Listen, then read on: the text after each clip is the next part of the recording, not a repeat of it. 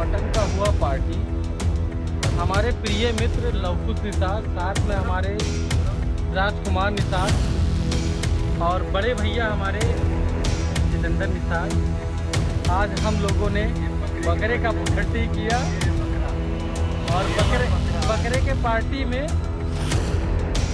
Party में भैया एकदम दिल जीत लिया। भैया कैसा बना था बकरा?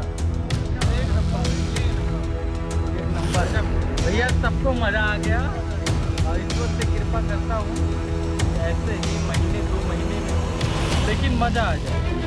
लेकिन हमें सिर्फ कमी सिर्फ एक लोगों का हुआ है, हमारे प्रिय मित्र। मैं ईश्वर से कृपा करूँगा कि हम तो जो गलती हो उसे क्षमा करें और हमारे दोस्त से हमारी मुलाकात कराएं।